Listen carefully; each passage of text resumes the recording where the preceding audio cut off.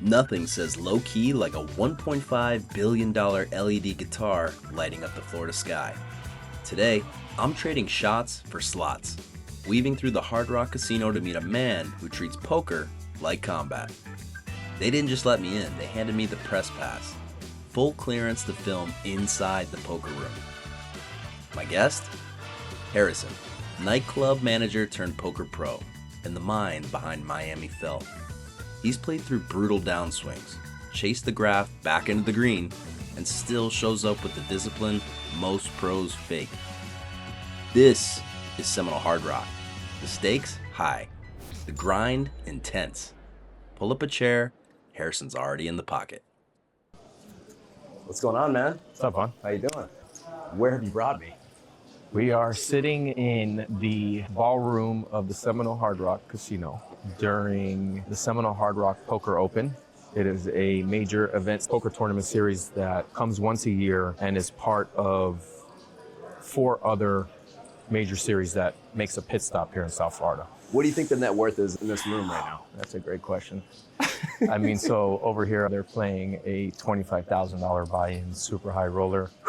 There's got to be at least 20 million in net worth just at that table. Oh my God. There's a certain guideline you're supposed to follow in regards to bankroll ratio to buy-in event, and a 25K buy-in should be in a very small percentage of your net worth. I'm glad I dressed up. Let's put it that way. Yeah.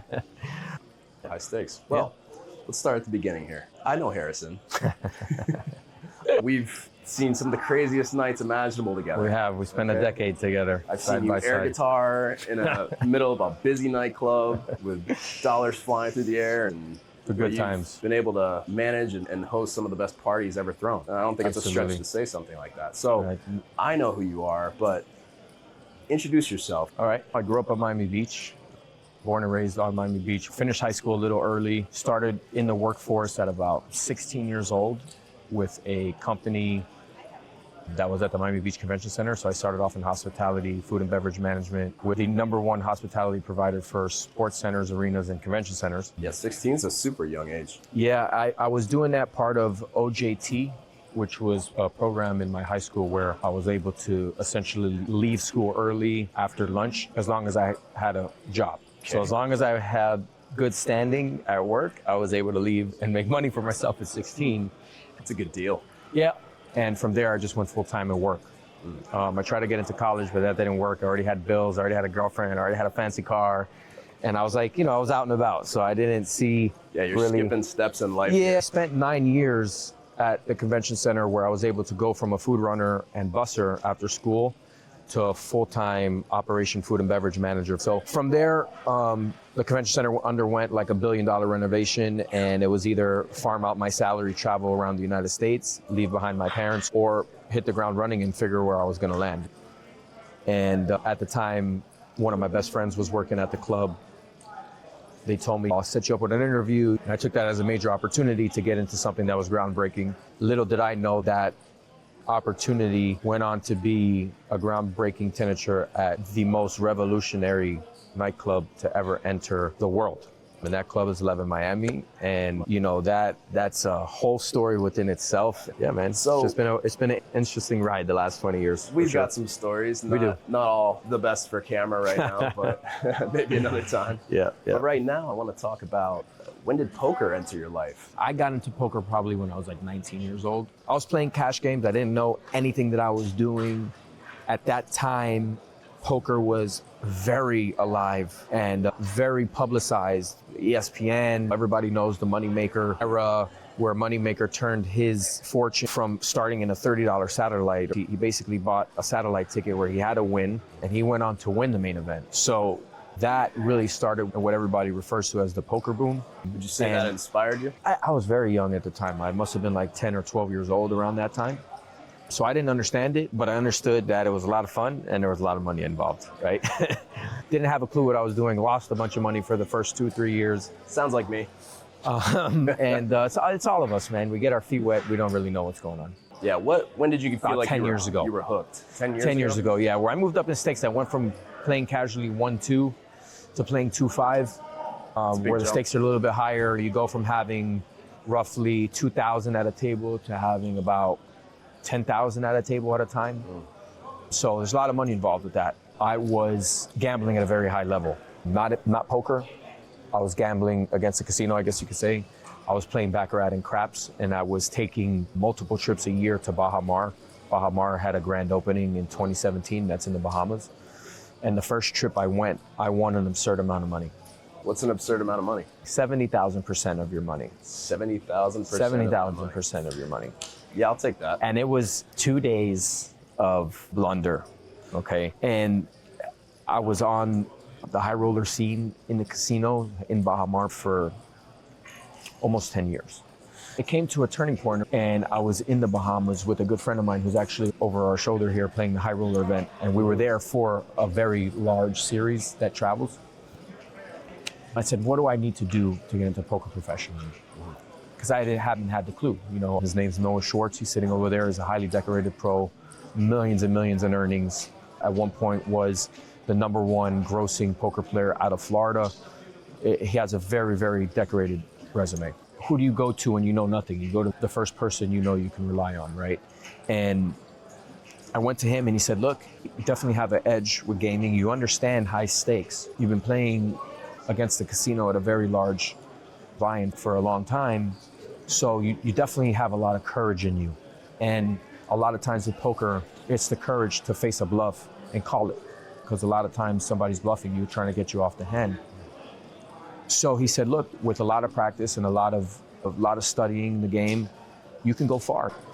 So I took that, and I think that was in the spring, and by the summer I had my first cash in a major series.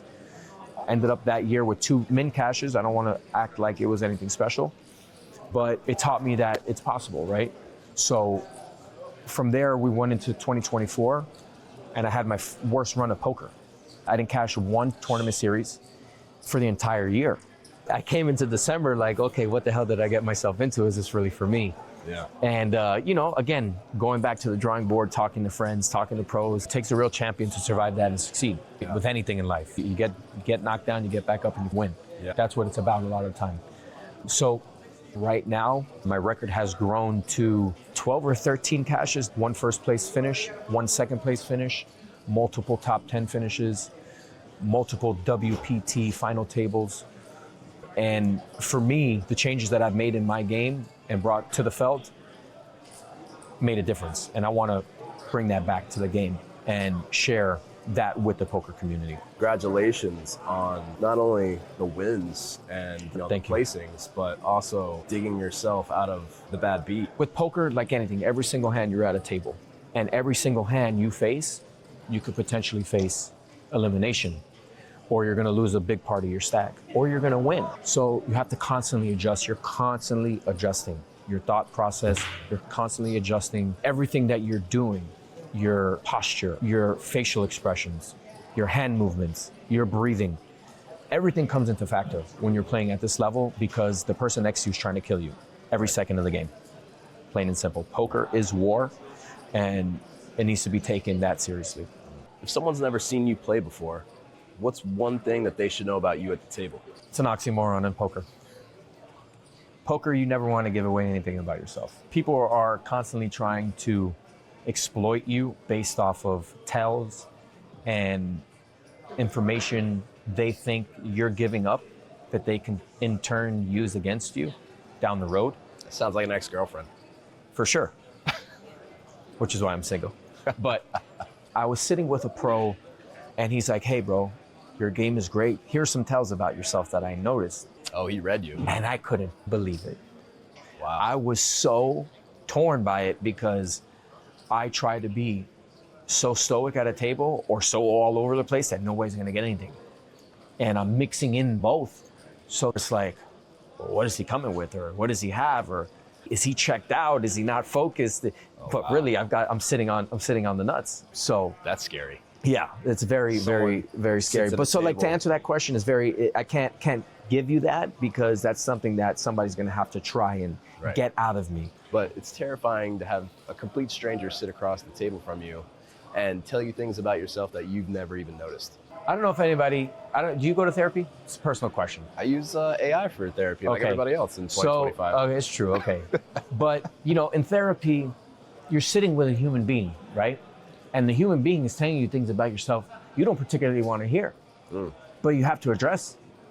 So when you hear things about yourself that you don't agree with or you don't think are true, it puts you into a blunder in your mind where it's like, what, is it true? And then you replay scenarios and moments and you're like, oh my God, I am giving away this information. So again, once I took that little piece from Eric, kind of dialed in a little bit deeper, harder, and it brought me one notch higher. So I'm grateful for that. Yeah.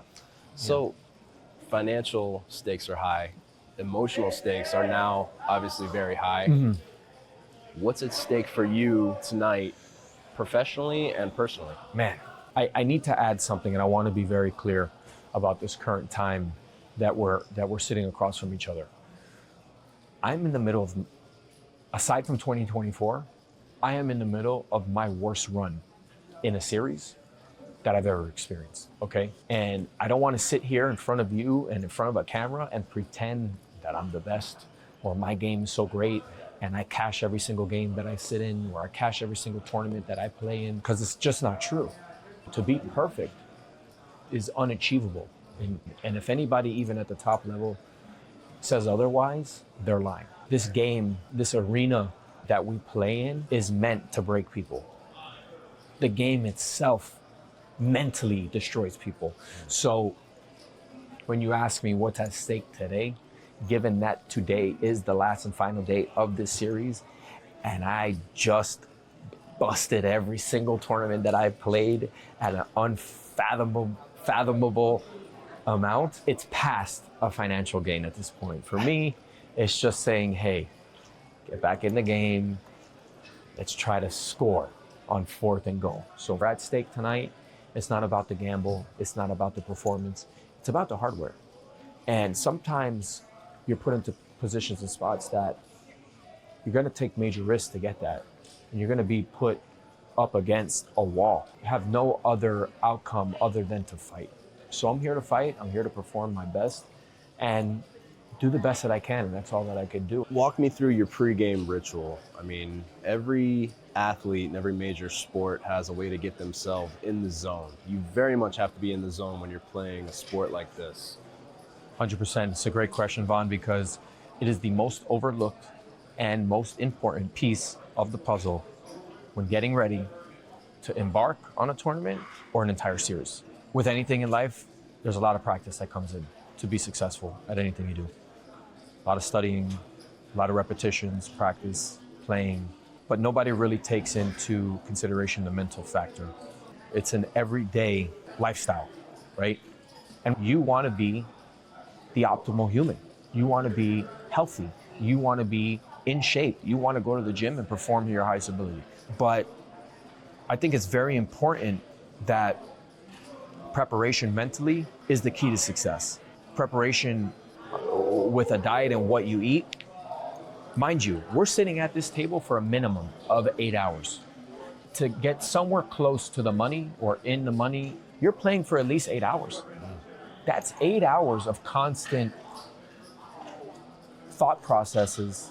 I mean, your body is burning through calories just off of your mental performance, right? I was going to say, that sounds like such a taxing job on your mind. I mean, my ritual, definitely, I can tell you 100% there's a difference in my performance when I fall asleep and sleep on my couch the night before or the day before a tournament compared to when I sleep in my bed. And I could tell you there's a difference in what I'm eating the 72 hours leading up to a game compared to when I'm just like winging it, fast food, getting off my diet, getting off the meal plans, not drinking enough water. So it's all these things for me. And again, it's more of a lifestyle, positive habit that I'm trying to maintain than it is just a single ritual. Now, don't get me wrong. There's rituals involved that I like to take practice in, superstitions and things like that. Yeah, let's dive into that. Do you have any superstitions? I do. I have a lot of superstitions. Very superstitious. Extremely superstitious. So I'm a big fisherman, and there's a lot of superstitions in the world of fishing. So you come into the sport of poker, and gaming and gambling. And there's major superstitions in that, man. To the clothes that I pack, the socks that I pack, the bathing suits that I bring, what hair gel or what hair product, toothpaste. I don't want to sound like a full-fledged psychopath, but when the stakes are high and you want to be in your zone, you want to control every ability that you possibly can for the best result. So call it superstition, but you know what? That's what works for me. Yeah. And it's important for people to get in their rhythm and to find what works for them. Pay attention to the details of life, man. Pay attention to what's going on around you. I'm paying attention constantly. There's been plenty of times that I'm on the way here and I'm like, I see something that I don't like. I'm turning around, I'm coming home. And I've tested it and busted out. So for me, there's a lot of details. You know, there's a lot of seasoning in the soup for me. So you have those signs that bring you off of a mindset. You know, you're chasing a mindset. Correct. What is the ideal mindset for you to walk in here and be successful? Calm and collected, centered.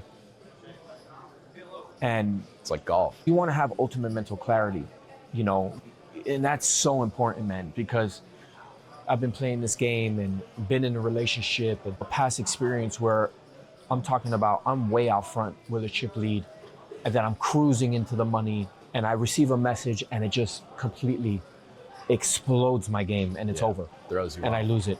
So, I mean, you have to be focused, man. You have to be structured and mentally ready to go to war, because for me, I make the most mistakes when I'm not focused, and I think any human being does. It's just human nature. If you had to compare your playing style to any major sports athlete in the world, who would you compare it to? Gronkowski. Because you just break everything. No, I think of it in a Gronk, dude, I thought you were gonna say like Kobe or something. No, because you have to appreciate the level that Gronk plays at. Now, Mentally or physically? everything. Okay. Mentally, he's a maniac. And in this game, sometimes you have to be a maniac, okay? But he's also a multifaceted tool on that team. He can go out, pick up a pass, run it down the field, or he's gonna barrel through a hole. Oh yeah, he's barreling through plenty of holes. So, in all seriousness, in this arena, right, you're constantly adjusting. So, with respect to the game, you have to have a toolbox. Yeah. And I think Gronkowski is somebody that has a tool shed.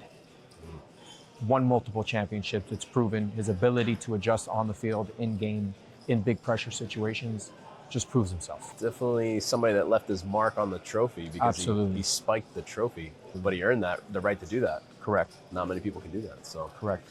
do you personally play the math or the man across from you? The math is very important. Don't get me wrong. If you ask me what is the highest success strategy-wise, is it going to be just to play math? It would be just to play math. But in certain situations, in these big field events, in these large rooms, there's a lot of bluffing going on. So you have to play the player. You have to try and pick up live tells. And you have to try and essentially piece together the puzzle that somebody's trying to say or trying to portray to you. If you ask me what's my favorite style to play on, it would probably be the feeling and instinct. Do you love to win more than you hate to lose, or is it the other way around? I hate to lose. And I don't think anybody likes to lose. But for me, it's what fuels me to get better. And I hate to make bad decisions. And in work, I never like to fail. I've executed on the highest scale in nightlife, some of the largest orders that anybody can imagine. $40,000 champagne order that goes out flawlessly. It has a lot to do with who I am as a person and trying to achieve perfection all the time. So I can't imagine losing. And when I do lose, it hurts. I want to talk to you more about your Miami Felt charity. Okay. Miami Felt isn't a charity. I want to start off by saying that. I made a pledge because I started Miami Felt as a public channel for social platforms. So Miami Felt is me on a public stage in poker. It's a channel. It's going to be a lot of fun. It's going to be a lot of different strategies, knowledge, live moments from a table, deep runs in a tournament. But most importantly, my pledge is going to be starting to give back 5 or 10% of all winnings. And who are you giving that to? Different who charities. Are you helping out? I want to focus on mental health. Okay. I'm somebody that has had my issues with mental health as far as anxiety and things like that. I've had a lot of people close to me that I've worked with, that I grew up with, friends, family we've shared very similar mental health struggles. And I've always tried to focus on that. And a lot of it has to do with somebody who made the greatest impact on my life outside of my parents and family. And that individual is Mark Taglianti. He was a larger than life individual, and he took a special liking to me from the relationship that we built on a personal level. He started off as a client, my biggest client at the time, and it grew into a friendship, to a brotherhood, then into a business partnership. I was a very active part of his family on a daily basis up until the time that, we lost him. So it was a dream of mine to start a charity of the Mark Tag Fund, because mental health is serious. And sometimes all it is just picking up a phone call for somebody on the other line. I come to find out that his niece has started her charity, and it focuses on mental health. So once all this came to me, it was just like, oh my God, it was an eye-awakening moment where it's like, this is it. I need to give back with this gift that I've been given.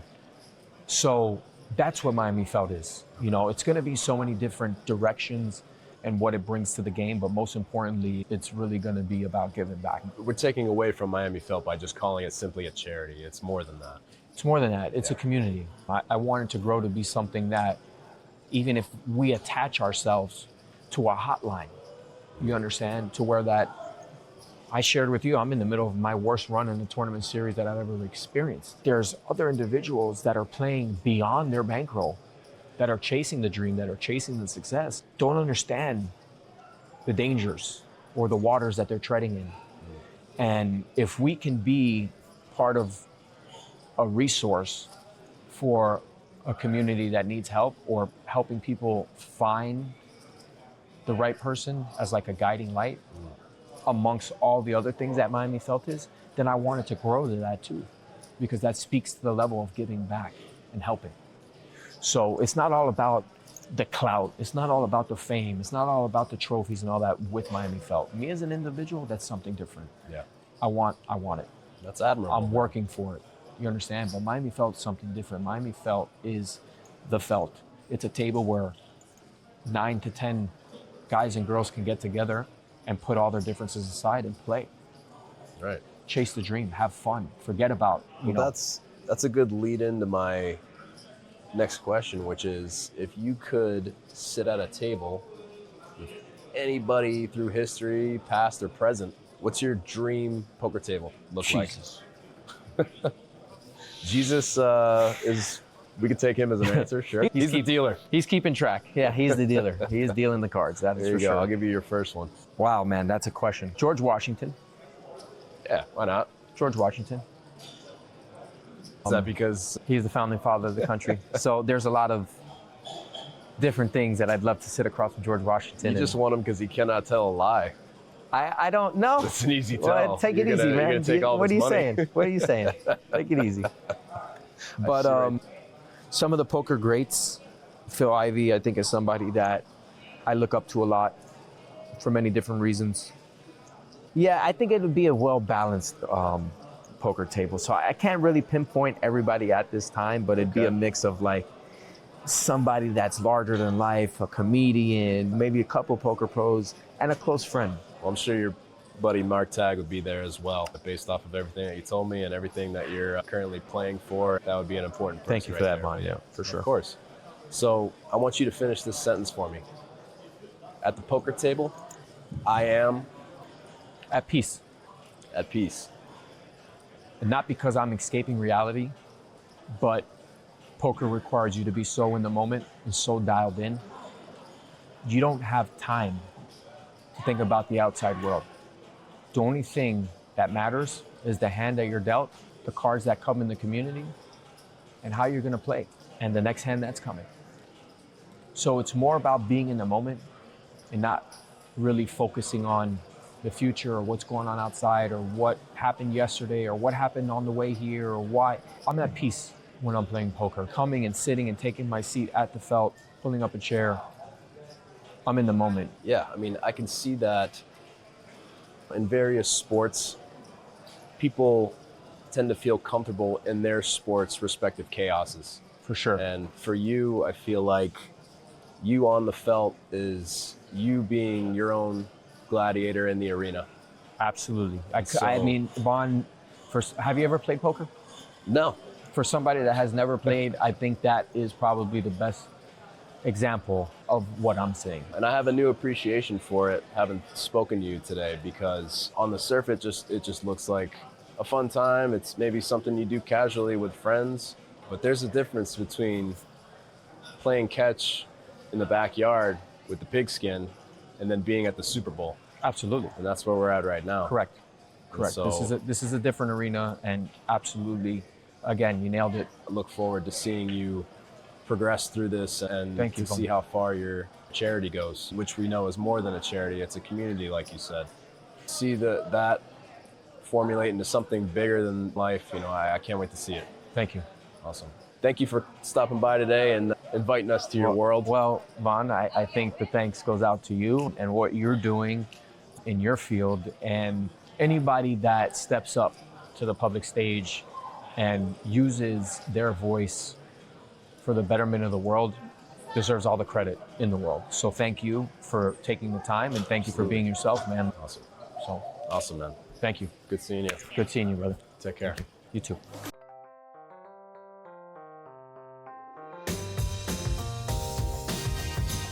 L-Bar is where the noise softens, but the bartenders keep things flowing. The 25K hum is somewhere behind us, but Harrison's still dialed. Eyes quiet, pulse steady, the kind of focus you can't fake. Some might celebrate luck, but we came to honor the work. So we mark it right, a shot that fits the felt, the Royal Flush. Crown Royal, peach schnapps, Chambord, and cranberry juice. This is Seminole Hard Rock. This is Bar Hoppers. Signing off from the Hard Rock guitar, cheers to discipline, to Miami Felt giving back, and to the next shuffle. See you in the next one.